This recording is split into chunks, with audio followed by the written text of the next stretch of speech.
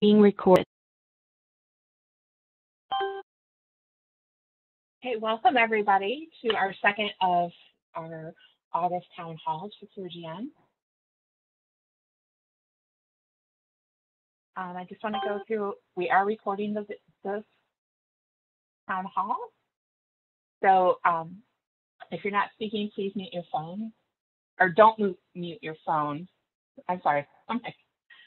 If you're not speaking, mute your phone, but don't put your phone on hold, because a lot of times when you put it on hold, it plays music in the background, so it's very distracting.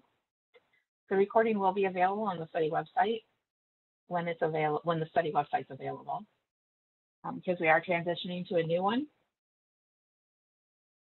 And if you want to ask a question and you don't want to speak up, you can just use the text function at the left hand of your screen. Or again, feel free to just speak on up. But we do have Dr. Laura Marino with us, and she just wanted to talk to you for a little bit. So, Laura, I will pass it on to you. Hi, everyone. This is Laura. I'm a nephrologist at the University of Michigan in the Data Coordinating Center. And I thought I would just take this opportunity first to just say thank you so much for all of your effort in CRGN. I know that with COVID in particular, and with the new funding cycle and all that stuff, that it has been incredibly difficult to run observational research studies in this time. And so I know that for people working remotely or not being able to come in, that makes it even twice as hard. So just thank you for all the work you've been doing, getting sites onto a single IRB amidst all of this. I mean, when I really think about what we've asked you to do over the last couple of months, it's been a lot, and I really appreciate it. Because fundamentally, I'm so excited about CRGN. I'm so happy that it got refunded, that the NIH found money to do that, because it's a really important study. And I know as we kind of get buried in, IRB approvals and link transitions and things like that, it's easy to forget that what we're trying to do is really change the care of our patients with these conditions. And I was just listening to this panel of patients talk about what it's like to have glomerular disease and to take the medications that we ask these patients to take. And honestly, it's really disheartening that for many of these conditions, we don't have effective treatments. And the treatments we do have all these terrible side effects. And so, when CURE was funded, the idea was that we would follow patients for a long time, and we'd be able to answer questions like,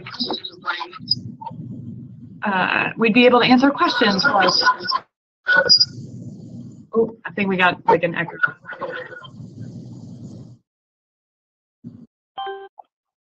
Okay, like I was saying, we'd be able to answer sort of these long-term questions, which is, things like when I ask my patients to take steroids, I don't know who's going to gain 50 pounds and end up having steroid-induced diabetes. And for patients we ask to take Cytoxan, I don't know who's going to end up with bladder cancer 20 years from now, or heart disease from these medications. And so that was what CURE was really set up to do. So I think the next big ask we have of all of you is to, reach back out to your patients, and especially those ones that maybe have missed a few visits. I think any information we can get back from them and to give us something about what's happened to them is just so valuable, because that's really what CURE can do for us. It can really help patients and change the way we treat and give them that sort of important information that they need to make tough decisions. So I just want to say thank you again. And, if you're ever wondering, like, why are they making me collect this stupid data element? Or like, is anyone actually going to use this? Like, just email me, and I am happy to talk about how that made it into the forms and what question we're trying to get, and what we're hoping to learn. And of course, if you have suggestions about how to make things better or clearer or better ways to capture the information, of course, I am all ears. I obviously rely on our coordinators here at Michigan to tell me when I've made a dumb question. So I won't be offended. I will thank you for your feedback. So anyhow, I'm of course happy to take questions now or at any time if y'all want to email me. I'll just drop my email in the chat too.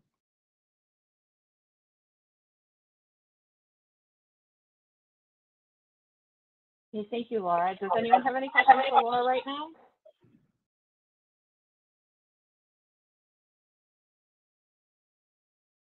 All right, well, thanks again. And I apologize, I'm like double booked at this time, so I would love to stay and hear kind of all the discussion, but I know that Melissa and your lead coordinators will fill me in if there's anything that, that we need to fix or change or update.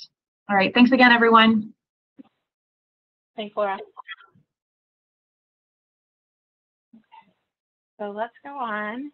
So we did have a release to link an update in July, which added the comorbidities pull through, but you still needed to click the green check to confirm that the answer was correct. The EPRO was made available, as well as the pathology tab. The DNA consent was added to the ITAS page.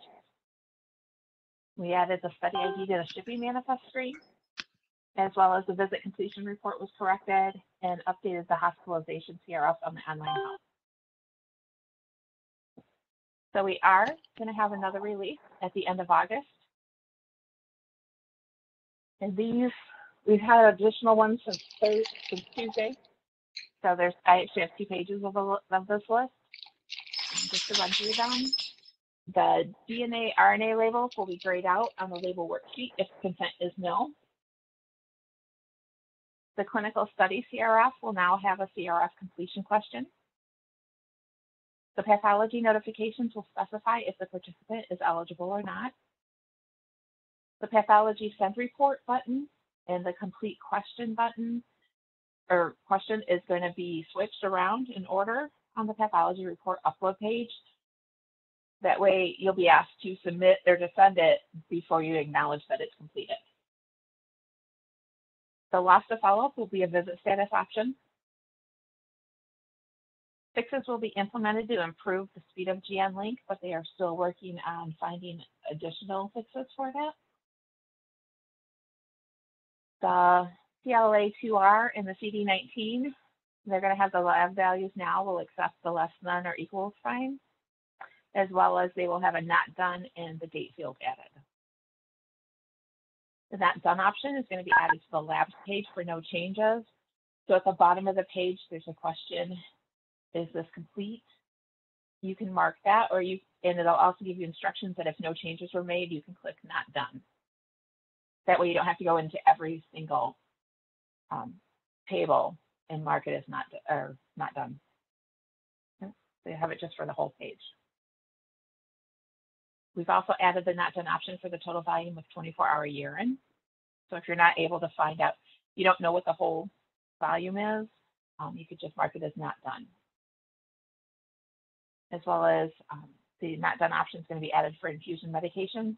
So when like the dosage is not available, such as the participant was prescribed the infusion medications from a different provider that's not within your system, so it's not in the medical chart.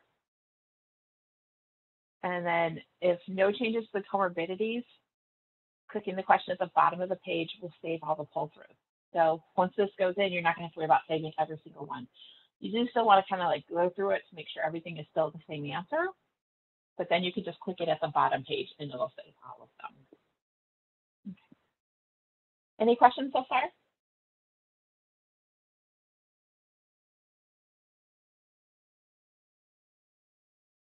So some of the changes that were incorporated into CureGN2, when verbal consenting, you enter the date of the verbal consent into the GNLink, and then you'd want to complete a note to file to indicate the verbal consent was obtained.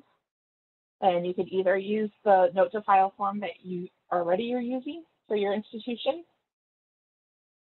You'll also be providing a note to file form template for CureGN, so if you want to use that, either way is fine. You just want to make sure you note it in the file. And then when they come in and they actually sign the form, at some point you don't want to enter that information into the reconsent or into the either the reconsent or the consent date. You want to leave that with the verbal, and then you'll just want to make sure to keep the signed consent for your records. Once you have uploaded the pathology report, you click the send button at the bottom of the page. And again, They're going to change that order, so you click the send button and then you click it as completed. Because sending it is what sends it to the pathology page. If consent is not given for DNA, RNA, should not be collected either. And this is one of the reasons why we put in the DNA consent status on the ITAF page, as well as we're implementing in the next release that if the DNA RNA is no, those labels will automatically gray out, so you cannot select them. Just as another reminder that, hey, we do not want to collect DNA RNA for anyone that does not have consent.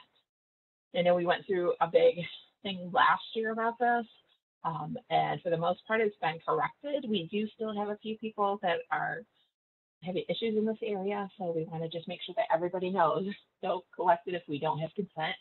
So we've implemented these things to help you along the way. We're also no longer collecting standing blood pressure,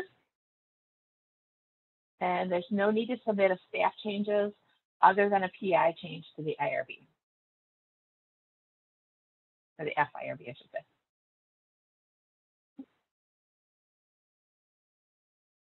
Any questions?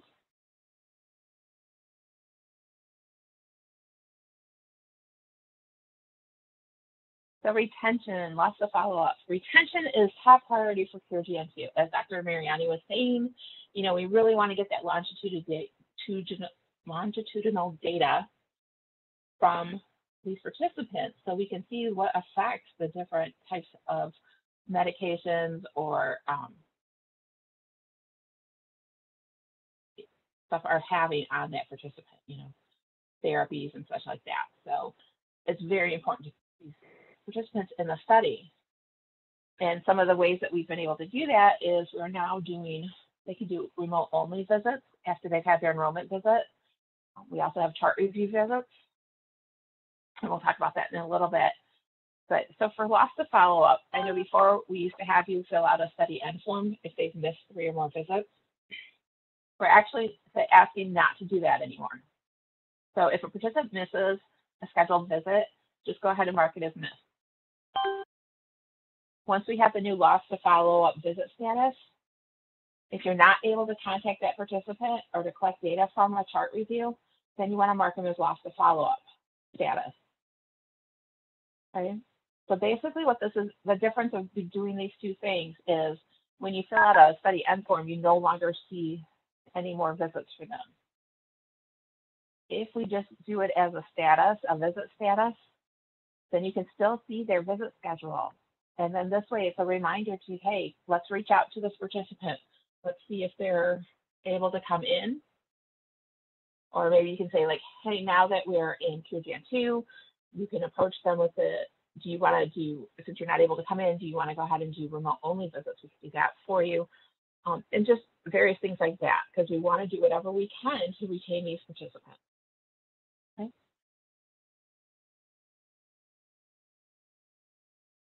Remote only visit schedule. So once a participant has completed the in-person visit, because that has to be done in person, a remote only visit schedule is an option for future visits. So if it's someone that's transferring from CureGN1 to CureGN2, when you reconsent them, you can do that over the phone and do it verbally, and go ahead and start their in-person or their remote visit. If it's a new participant and you happen to consent them over the phone, they still have to come in for an in-person enrollment visit, but then they can go to remote only visits. Okay. You do need to get your PCC's approval to move that participant to this option. And this should be an exception and not the rule. Okay. We're doing this, yes, because we want to keep people in the study, but it's also important to get them in person so that you can get the lab done on them, you know, the biosample collection. So again, this is an exception, not the rule. And then all available data should be collected for remote visits. So you'll notice that we don't gray anything out for remote visits, and you do get the biosample CRFs. And that's because one, if you can do remote data or remote biosample collection, we want you to do that. And we know not all sites can do that, but if you can, great. That is an option. And then with the CRFs, we want any data you can collect on them. So we don't know all the different data points that you'll find in their medical record. So we don't want to gray one out if it's a possibility you could get that one, okay? So any data you can get, great. Okay. And then lastly, the chart review visit can be done when unable to make contact with the participant during the visit window. So if you have a participant, you just haven't been able to get in touch with them, you're coming up close to the end, and they've already reconsented for Cure 2, and it's coming to the close of the window, you can go into their chart and do it and pull out any data that you could find in there. If there's no data, you're not able to get anything, that would be considered lost to follow-up. But if you can get some data, go ahead and put it in there, and it's not going to be a missed or lost to follow-up.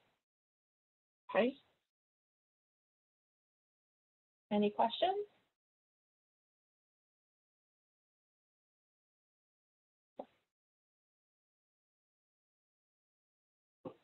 So we also knew for Cure GNT, we have a consent SMS preference ad hoc. You want to use this if you're doing consent changes. So if you're reconsenting, you want to use this form. You don't have to go back into the screening form and change the original consent date. We don't want you doing that, so that you can just use this ad hoc form. Okay. For first time enrolling consent, you do want to put that in the screening form. All other consent changes will be done using this ad hoc form. This is also where you'll enter the SMS and email information, or if they opt out of those. So when you do come in to complete this form, you only need to complete the sections that you're changing. So if you're only doing a consent change, you'll do the consent section, and if you'll want to put their SMS and email information in. If you're just getting that the SMS and email information, you can just complete those sections. You don't have to do the consent section. Okay.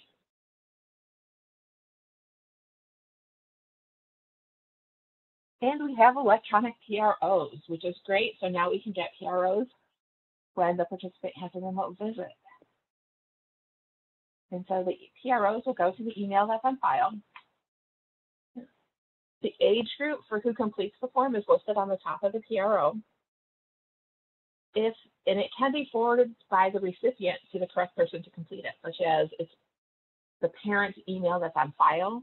We can email it to them and they can forward it on to their child. You want to make sure to remind them to do the PRO completion. We are looking at ways to possibly do an automatic reminder. Until that is done, though, you definitely want to remind your participants to fill it out, okay?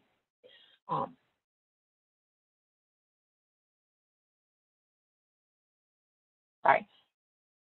So any questions on that?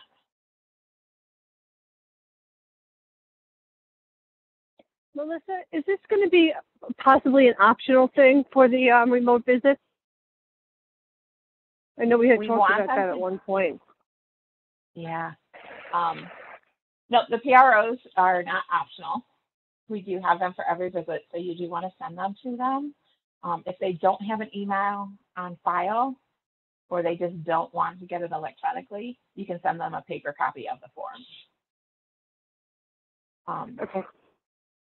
But yeah, no, the PROs, it's, that's specified in the protocol and everything. So yeah, you need to be done. Okay, thank you. Yep.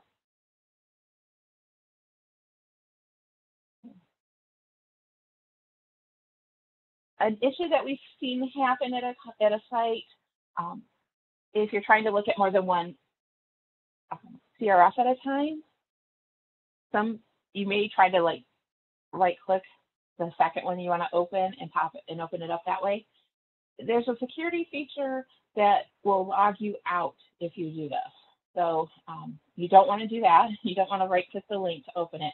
What you'll want to do is actually open a whole new web browser and go into GN-Link there, sign in, and then open the second one. So you'll have like 2 GN-Links open at a time if you want to see more than one CRF at a time. Okay. Okay. So that is what I had. So now anyone that has any questions about anything, I've gone over today or anything regarding CureGN2, please let me know. And go ahead, you can speak up now, or if you want to put it in the chat function, either way is fine. And what I can do is I'll go through some of the questions that we got on the earlier town hall. So one of the questions we had gotten is, can we close out CureGN1 with local IRB, or do we have to wait until all participants have transitioned to CureGN2? Yes, you have to make sure everyone has transitioned to CureGN2 before you can close out. If even one person is still participating in CureGN1 because we haven't reconsented them, you need to keep the study open. Okay.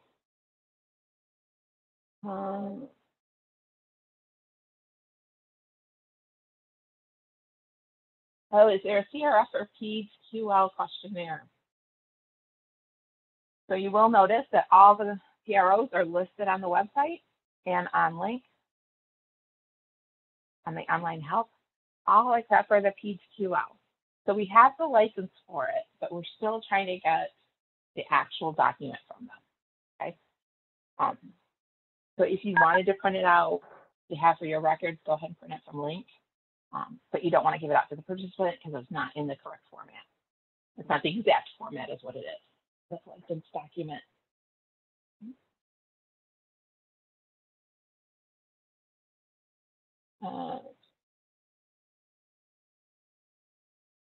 Again, when you add a phone visit, they're asking why does the questionnaires and biosample page populate? Again, we want you to collect as much information as possible. If biosamples can be collected remotely, you're encouraged to do that. I have a question. Hello, this is Jovanka from SickKids. I have a question in regards to the remote visits. So if you go back to the slide, I just want to clarify. So if we do one in person, then we have to seek permission to continue with remote? That should already be in the, from the patient or from your PCC. Yeah, you just need to tell them that you have this participant, and like why they can't, like they're moving or they're aging up and you're not able to see them in the clinic. So you want to do remote visit. You just let them know why you want to do remote visits for both person. And then so they'll let you know, like, oh, go ahead. So with every single patient because it was my understanding that moving forward with CureGN 2.0, we actually can do one in person and then other visits are remote. So that's not the case actually, right? So what this visit schedule is for Cure 2, okay, is you have the enrollment visit has to be in person, okay? And then yes, every year you can, right. Then every year you can have one in-person visit, okay? It can either be, yes, but it can be done anytime in the year. We no longer have to do yes, it at the first visit of the year, okay? yes. If the participant has been in the study more than 3 years, so they've been in CureGN1 for a couple of years, 3 years, when they come to CureGN2, they just have 2 visits a year as opposed to the 3, okay? Mm-hmm. So they would have one in-person and then one remote visit each year. If they can't come in for that in-person visit and they want to do just remote, yeah, just let your PCC know and they will give you the approval to go ahead and do that. Okay, that's why I'm asking, because I wasn't clear that for every patient, because now that we are reconsenting, we are giving them more information about the changes done and why we are asking them to sign another consent, because that's not what we usually do. So whenever we have to reconsent, we have to give them the reason why we do this. So we listed all the changes that are made, and we are telling them now there are less visits in person. So I just wanted to make sure that we are not missing something. We are not giving incorrect information. Nope, you're not.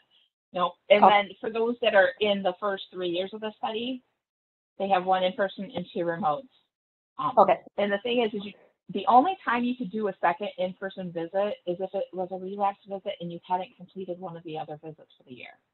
So say you went ahead and then you did the in-person visit for their first visit of the year, and then when it comes time for the remote visit, and they come in because they're having a relapse, you can go ahead and do an in-person visit then. Okay. Otherwise, yeah, just one in-person visit a year. Okay, thank you. You're welcome.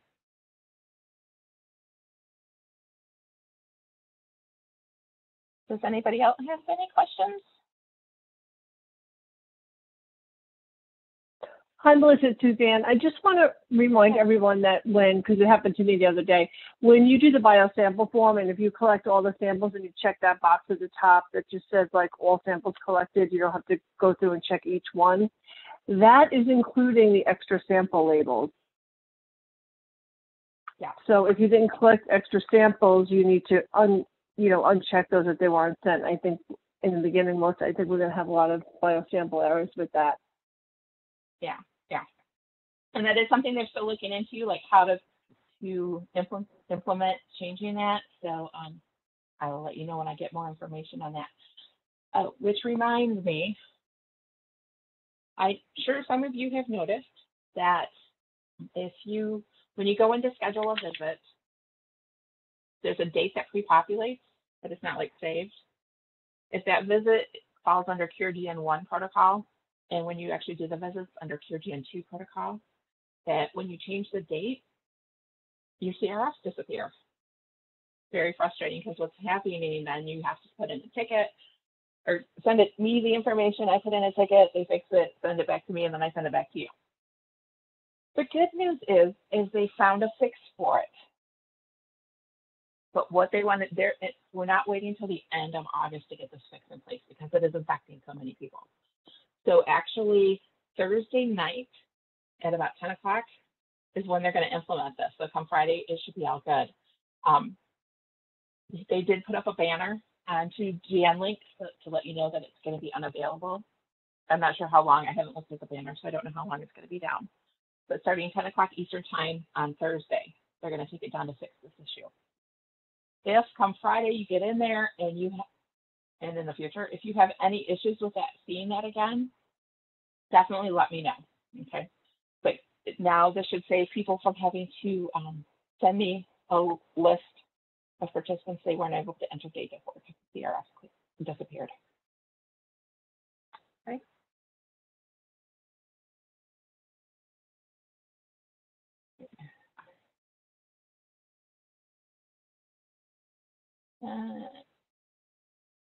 One of the questions I'd gotten before was, can we verbally consent a patient and perform a phone visit? Yes, if you're reconsenting. Okay. You can verbally reconsent a participant from CureGN1 and then perform a remote visit, since they don't have to have that in-person visit. If you're newly enrolling participants in CureGN2, you can remote consent them, but then you have to have them come in person for their enrollment visit. So you're not able to do the enrollment visit remotely.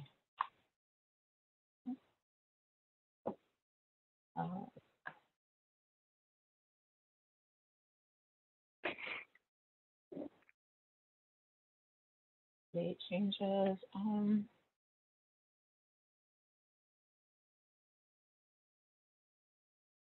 I think that's pretty much, someone asked if they're able to start shipping samples again from their freezers since the pandemic. Yes. Precision is open, they've been open, so you can go ahead and ship to them, clean out your freezers, that's fine. But when you go, if you have an issue when you're trying to ship them, let me know, because I know that we've had some people that have, and this happens all the time where it's like, oh wait, the wrong barcode or the wrong type of visit, there's just some kind of issue. Just let me know so we can fix it before you send them, because you really need to send that electronic manifest to Precision so that they're aware that you have a shipment going to them. Okay. Again, we are recording this, so you will be able to listen to it afterwards. Since we are getting a new study website, we're not uploading new documents to the curegn.org right now. So I will be sending out the recording as well as the slides and an FAQ to the lead coordinators who will disperse to you the sites. And so we have the news website up and going, which is being beta tested right now. So hopefully we have it shortly. Okay. Once again, anybody have any questions?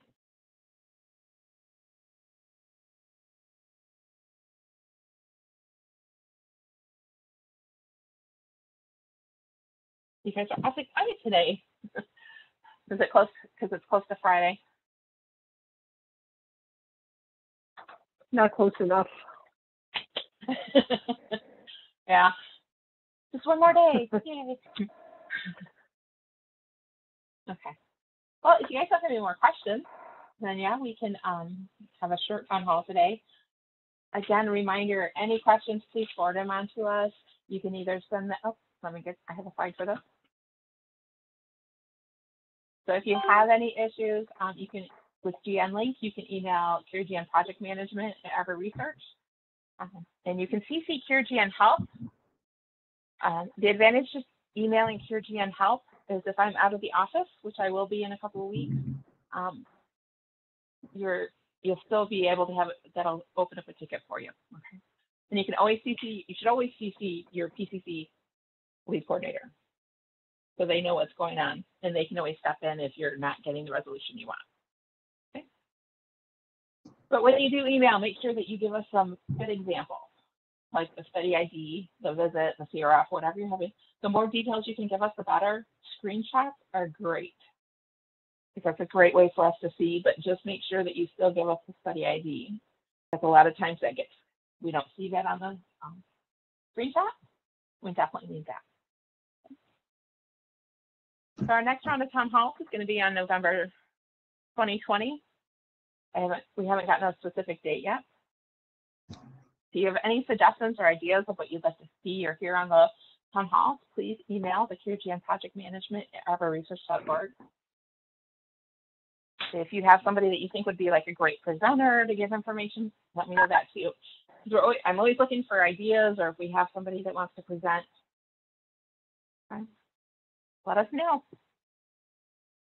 Okay. Again, if you have no comments or questions or feedback, I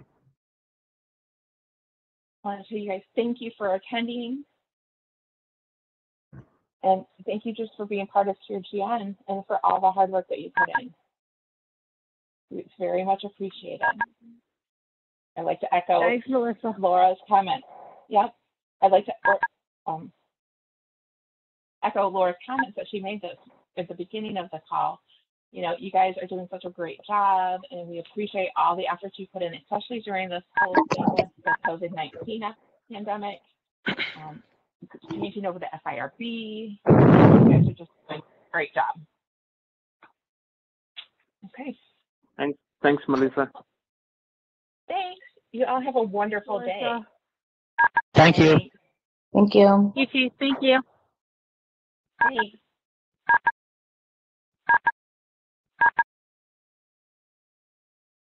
Thank you. Thanks.